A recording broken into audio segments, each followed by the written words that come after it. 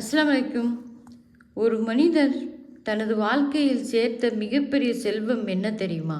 பணம் இல்லை, அவரின் நற்பெயர். இந்த உண்மையை வாழ்க்கையில் செயலால் காட்டியவர் இமாம் புகாரி ரஹ்மத்துல்லாஹி அவர்கள். ஒரு நாள் இமாம் புகாரி ரஹ்மத்துல்லாஹி அவர்கள் கடல் வழியாக ஒரு கப்பலில் பயணம் செய்து கொண்டிருந்தார்கள். அவர்கள் சாதாரண மனிதர் அல்ல, ஆயிரக்கணக்கான ஹதீஸ்களை மனப்பாடம் செய்த மிகப்பெரிய அறிஞர். அந்த கப்பலில் இருந்த ஒருவன் அவர்களிடம் நெருக்கமாக பழக ஆரம்பித்தான். நட்பு போல பேசினான், மதிப்பு காட்டினான்.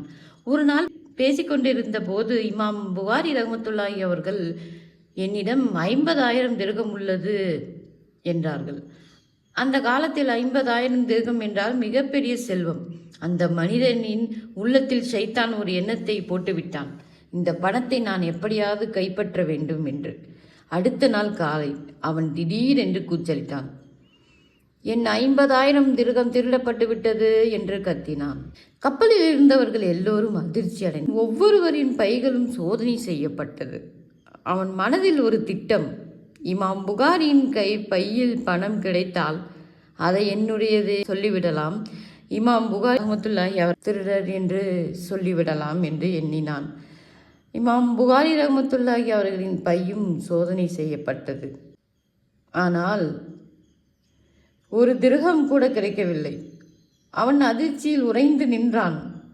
பிறகு அவன் புகாரி ரஹ்மத்துல்லாஹி அவர்களை தனியாக அழைத்து சென்று, உங்களிடமிருந்து 50,000 திர்கம் எங்கே? இமாம் புகாரி ரஹ்மத்துல்லாஹி அவர்கள் அமைதியாக பதில் சொன்னார்கள், அதை நான் கடலில் தூக்கி போட்டு விட்டேனே. ஏன் இப்படி செய்தீர்கள்?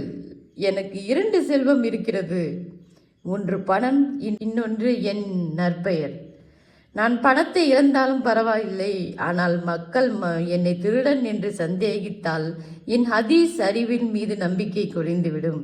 ஒரு ஹதீஸ் அறிஞருக்கு அவரின் நம்பிக்கையே உயிர், அதை நான் இழக்க முடியாது.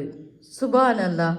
ஒரு மனிதர் 50,000 திர்கத்தை விட தன் நற்பெயரையே தேர்ந்தெடுத்தார். அதுதான் உண்மையான தக்குவா, அதுதான் உண்மையான கௌரவம். நமக்கு கிடைக்கும் பாடம், பணத்தை விட நற்பெயர் முக்கியம். சந்தேகத்திற்கு கூட இடம் கொடுக்காத வாழ்க்கையை வாழ வேண்டும். உண்மையான அறிஞர்கள் தங்கள் கௌரவத்தை காக்க தியாகம் செய்வார்கள். நாம் பணத்தை சம்பாதிக்கலாம், ஆனால் நற்பெயர் சம்பாதிக்க வருடங்கள் ஆகும்.